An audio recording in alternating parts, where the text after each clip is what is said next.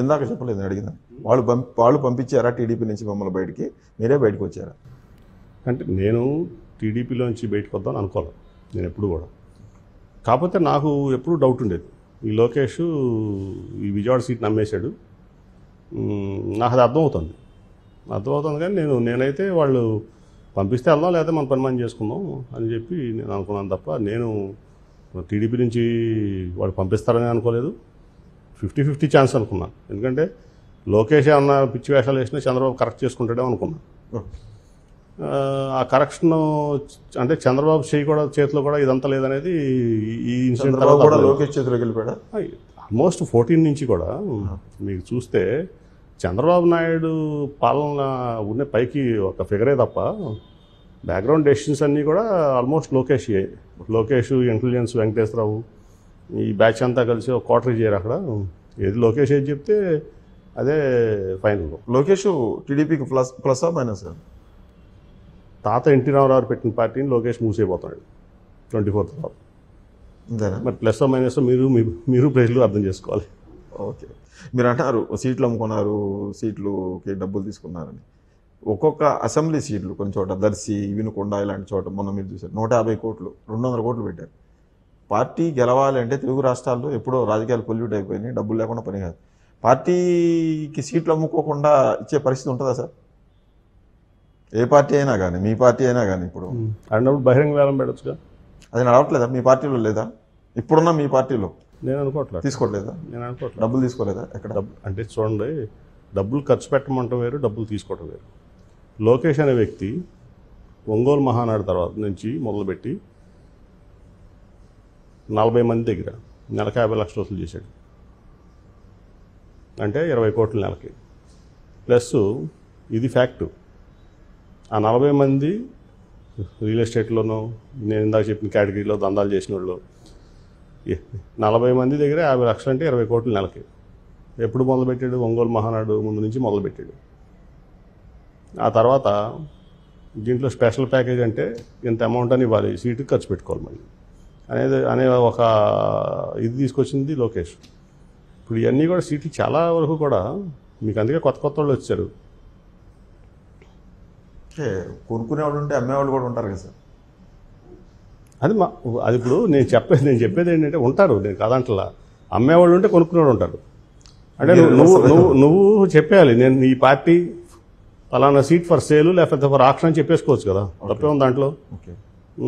లేకపోతే మా దగ్గర సీట్ లేదని చెప్పేవచ్చు. ఇప్పుడు బోడే ప్రసాద్ ఉన్నాడు, 5 ఏళ్ళు కష్టపడ్డాడు, ముందే చెప్పేసి కదా ఇది అమ్మేసుకుంటున్నాం మేము సీటు, నువ్వు కష్టపడదు డబ్బులు పెట్టదని చెప్పొచ్చు కదా. మైలవరంలో సింపుల్ గా చెప్పేస్తాం, మైలవరం ముందు చెప్పేయచ్చు, లేకపోతే డబ్బులు. జగన్ ఉన్నాయండి, జగన్ గారు. జగన్ కూడా అంటారు 2014లో కూడా జగన్ కూడా ఇలాంటి ఇబ్బందులే పడ్డాడు ఆర్థికంగా. జగన్కి 2014లో క్యాండిడేట్లు, ఎంపీ క్యాండిడేట్లు మీరు చూసి ఉంటారు కదా, మీ మీద పోటీ చేసిన ఆయన ఎప్పుడు వచ్చారు, ఎప్పుడు పోయారు. నసాపురంలో క్యాండిడేట్ ఎప్పుడు దొరికారు, అవతల ఏలూరులో ఎప్పుడు దొరికారు, ఒంగోలులో ఎప్పుడు దొరికారు. ఒంగోలు శ్రీనివాసరెడ్డి గారు తెలుసు కదా. ఇప్పుడు ఆయన వైసీపీ నుంచి టీడీపీలో చేరి ఎలాగైతే క్యాండిడేట్ అవుతున్నారో అప్పుడు టీడీపీ నుంచి వచ్చి వైసీపీకి క్యాండిడేట్ అయ్యారు. అంటే ఆ పరిస్థితులు ఉన్నాయి కదా, జగన్ కూడా అలాంటి పరిస్థితులు చూసి తీసుకుంటాడు. జగన్ అన్నింటికి సర్నాల తిరుపతిరావు దగ్గర అంత తీసుకుంటాడు, మైలవరం అన్నిటికీ కుదరదు కదా. ఇక్కడ విజయవాడ వెస్ట్లో ఆసిఫ్ అని కార్పొరేటర్కి ఇచ్చాడు, అంత తీసుకుంటాడు. ఇక్కడ మన పత్తిపాడు నుంచి మన ఇక్కడ విజయవాడ 35th డివిజన్లో మడకశిరలో అయితే మాజీ సర్పంచ్, ఎప్పుడో మాజీ సర్పంచ్ చేశాడు. ఇల్లు కూడా ఇందిరం ఇల్లు ఏదో చిన్నది కాదండి, 14 సంగతి 19 సంగతి అది తెలియదు. ఇవాళ నేను చూస్తున్నప్పుడు ఇప్పుడు మైలవరంలో వసంతకృష్ణ ప్రసాద్ వెళ్ళిపోయాడు.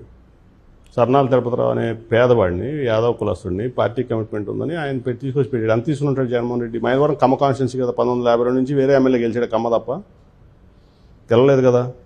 అట్లాగే విజయవాడ వెస్ట్ వాళ్ళ ఆసిఫ్ అని కార్పొరేటర్, అతని దగ్గర నువ్వు మీరు తిప్పి కొడితే 10 లక్షలు ఉండవు, అతనికి ఇచ్చాడు కదా. కమిటెడ్ పార్టీ వ్యక్తి. ఇవాళ ఇక్కడ 35 డివిజన్లో ఎస్సీ కార్పొరేటర్ ఆవిడ ఉంది, ఆవిడ కొడుకు మణెమ్మ అనుకుంటా ఆవిడ పేరు. ఆవిడ కొడుకుని తీసుకెళ్ళి పత్తిపాడు ఎమ్మెల్యే క్యాండిడేట్ ఇచ్చాడు. నాకు తెలిసి అతని దగ్గర 10-20 లక్షలు కూడా ఉండవు. అంటే 10-20 లక్షలతోటి పోటీ చేస్తారు పార్టీ సార్. ఒకటి నేను చెప్పేది ఏంటంటే, మీకు కొన్నైనా ఇప్పుడు మీరు ఒక పార్టీ నడిపేటప్పుడు పొలిటికల్ పార్టీ ఓకే డబ్బు అవసరమే కాదంట్లా. నేననేది ఏంటంటే ఒక కమిటెడ్ నువ్వు 5 ఏళ్ళు 10 ఏళ్ళు పని చేయించుకుని అసలు మోసం చేసే బదులు నేను అమ్ముకుంటున్నాను ఈ సీట్ అనుకుంటే అతను పెట్టగలితే పెడతాడు, లేకపోతే లేదు కదా. అప్పుడు జగన్మోహన్ రెడ్డి గారు సరే నేను చెప్తున్నా కదా 19 వరకు నాకు తెలియదు, ఇవాళ అయితే ఎవరిని కూడా డబ్బులు పేదవాళ్ళని తీసుకొచ్చి పార్టీలో విధింది పార్టీ అవసరం లేదు అని కదా మీ పార్టీకి డబ్బులు క్యాండిడేట్లు అది వేరే సంగతి. లేకపోతే ఇప్పుడు మీరు ఇందాక ఏమన్నారు, కొనుక్కునేవాళ్ళు అమ్మేవాళ్ళు అంటే కొనుక్కున్నారు. 91 మంది ఎమ్మెల్యేలు మారిస్తే 41 మంది సిట్టింగ్లు తీసేశాడు సార్ జగన్. 48 మందిని తీసేశాడు. ఆయనకి జడ్పీటీసీలకు ఇచ్చారు. మీ సర్నాల తిరుపతిరావు, మా కార్పొరేటర్ అసిఫ్, కడిగిరిలో దద్దనాల నారాయణ ఆయన కూడా చూపించారు. నేను చెప్పాను కదా ఏర్ల లక్కప్ప మడకసేర్లు అయితే ఆయన అసలు మాజీ సర్పంచ్ కూడా. పార్టీలో ఒక కమిట్మెంట్ ఉంది, పార్టీలో కింద నుంచి కష్టపడుతున్నాడు. ఆ రోజు ఎన్టీ రామారావు గారు సామాన్యులకి అట్లా ఇచ్చాడో ఇవాళ జగన్మోహన్ రెడ్డి అట్లా ఇస్తున్నాడు టికెట్లు. నేను పెట్టండి బోర్డు టీడీపీ పలానా సీటు పలానా ఇంత ఆక్షన్, ఇదిగో హైయెస్ట్ బిడ్డర్కి ఇస్తామని చెప్పి